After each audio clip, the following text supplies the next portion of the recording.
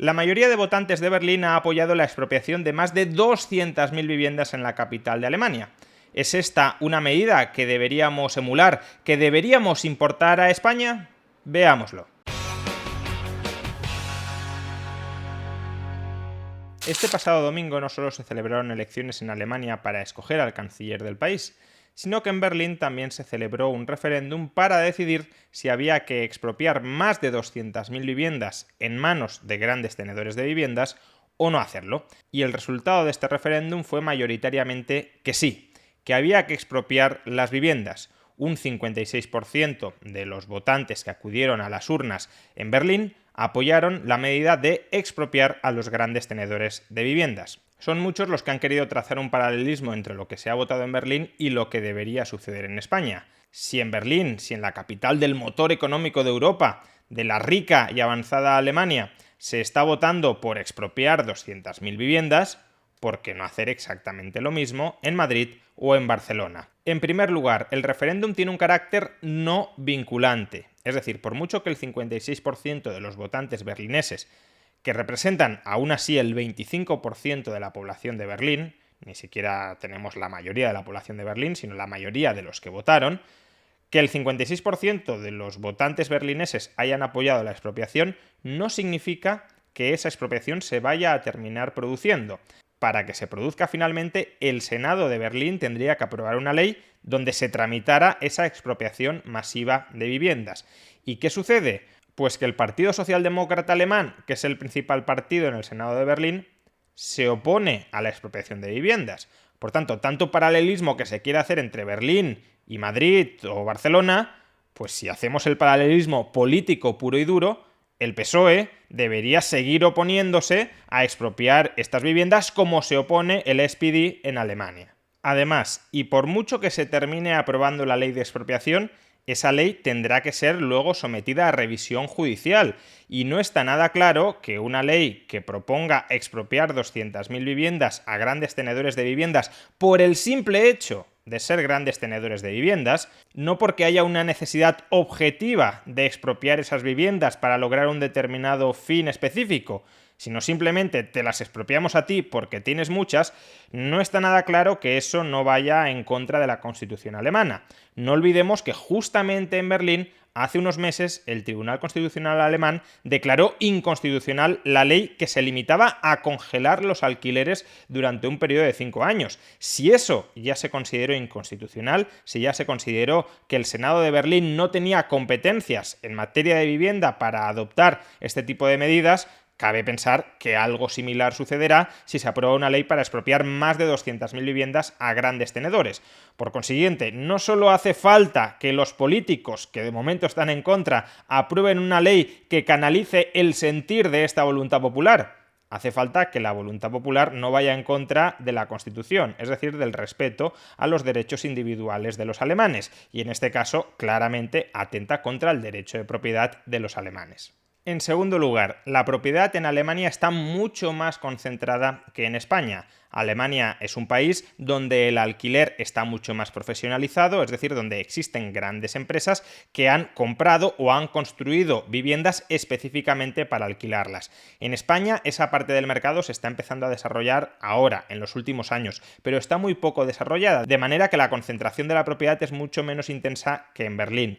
En particular, este referéndum para expropiar viviendas afectaba a los grandes tenedores, definiendo como grandes tenedores aquellos que tienen más de 3.000 viviendas en propiedad. Por ejemplo, solo una empresa, Deutsche Wohnen, tiene más de 100.000 viviendas en propiedad. Claramente es un referéndum que prácticamente está hecho a medida para expropiar las viviendas de esa compañía. En España no tenemos concentraciones de la propiedad de esta magnitud. Por ejemplo, si nos focalizamos en los grandes tenedores de vivienda de Barcelona, según los datos que proporciona el Observatori Metropolità d'Habitatge de la ciudad condal, el 0,2% de los propietarios de vivienda tiene el 10% de las viviendas de Barcelona. ¿Y cuánto es el 10% de las viviendas de Barcelona? 75.000 viviendas. Pero claro, el principal tenedor de viviendas de Barcelona son las administraciones públicas, que tienen 11.000 viviendas, de tal manera que si quitamos las viviendas en propiedad de las administraciones públicas, porque no se van a expropiar a sí mismas, nos quedan 64.000 viviendas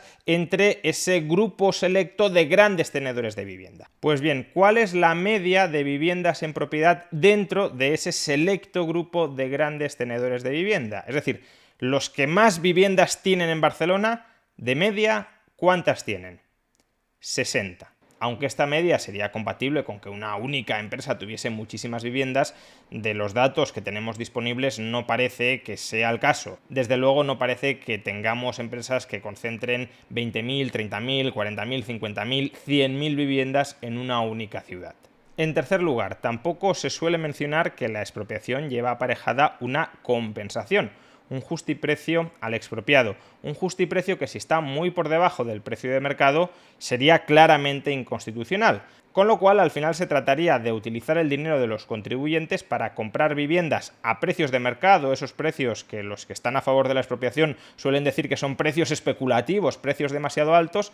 Habría que pagarles ese precio de mercado o aproximadamente ese precio de mercado a las grandes empresas tenedoras de grandes cantidades de inmuebles y desde luego la factura no sería escasa. Por ejemplo, si expropiamos 200.000 viviendas a un precio, pongamos medio de 200.000 euros, la factura total asciende a 40.000 millones de euros. Eso es el 4% del PIB de España, o por trasladarlo a datos de la Comunidad de Madrid, son 2 años enteros de presupuesto de la Comunidad de Madrid. Es decir, habría que destinar lo que gasta la Comunidad de Madrid durante 2 años, todo lo que gasta durante 2 años, en educación, en sanidad, en dependencia, en la propia burocracia administrativa, en subvenciones de todo tipo. Habría que destinar todo el presupuesto de 2 años de la Comunidad de Madrid para comprar a precios de mercado 200.000 viviendas. Es decir, que al final sería una enorme transferencia de recursos desde el bolsillo de los contribuyentes madrileños al bolsillo de aquellos ciudadanos que fueran agraciados con el alquiler de una de estas viviendas públicas a precios sustancialmente por debajo de los de mercado. Sería casi como regalarles una casa a estos madrileños pagada por todos los restantes madrileños. Y por último, no olvidemos que si el problema de la vivienda en Berlín, en Barcelona o en Madrid es que falta oferta en relación con la demanda, es decir, que hay mucha más gente que quiere irse a vivir y trabajar en Berlín, Barcelona o Madrid de las viviendas que hay disponibles para acogerlos, ese problema de la vivienda no se soluciona expropiando las viviendas existentes. Expropiar algunas de las viviendas existentes podrá ser la forma de solucionarle el problema de la vivienda a algunos, a unos pocos, a aquellos que son agraciados en la lotería, en el sorteo de la asignación de viviendas públicas baratas en alquiler. Pero a todos los demás, todos los que quieren irse a vivir a Berlín, a Madrid o a Barcelona, y no pueden ir a vivir a estas ciudades porque no hay pisos en alquiler que puedan alquilar, a esos no se les soluciona el problema de la vivienda. Si falta oferta en relación con la demanda, que tú cambies la titularidad jurídica de la oferta no amplía el número de unidades de vivienda disponibles para satisfacer toda la demanda.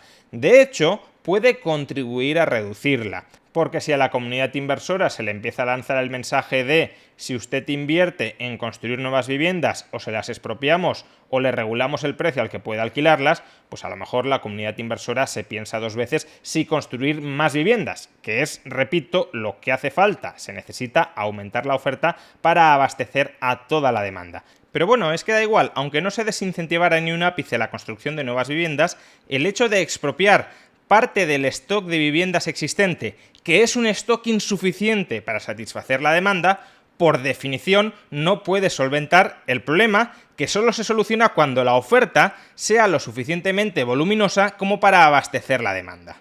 En definitiva, por mucha propaganda con la que nos hayan bombardeado durante los últimos días acerca del referéndum en Berlín para expropiar más de 200.000 viviendas, lo cierto es que se trata de un referéndum que probablemente nunca llegue a materializarse en resultados tangibles, ya sea por obstáculos políticos o por obstáculos jurídicos. Se trata además de una medida que no es exactamente aplicable en España, porque en España no tenemos el tipo de grandes tenedores de vivienda que sí existen en Alemania. más de 100.000 viviendas en manos de un único propietario en una única ciudad. Eso en España no existe. Pero es que además el gran perjudicado de este tipo de medidas no serían ni siquiera estas grandes empresas, a las que se les compraría, se les expropiarían las viviendas a precios cercanos a los de mercado. Los grandes perjudicados de esta medida serían los contribuyentes, que tendrían que hacer frente a una factura onerosísima para rellenar los bolsillos de aquellos inquilinos que fueran agraciados con una de estas viviendas públicas. Porque por último, no olvidemos que esta medida no soluciona el problema de fondo. El problema de fondo es que la oferta de vivienda es insuficiente, es escasa en relación con la demanda. Por tanto, esta medida únicamente beneficia a aquellos que esperan ser agraciados con una vivienda de alquiler a precios por debajo de los de mercado. Por tanto, se trataría de una masiva redistribución de la renta desde el conjunto de los contribuyentes a ciertos inquilinos privilegiados. En definitiva, el referéndum no vinculante a favor de la expropiación masiva de viviendas en Berlín no es el triunfo de la democracia, es más bien el típico fracaso del populismo democrático.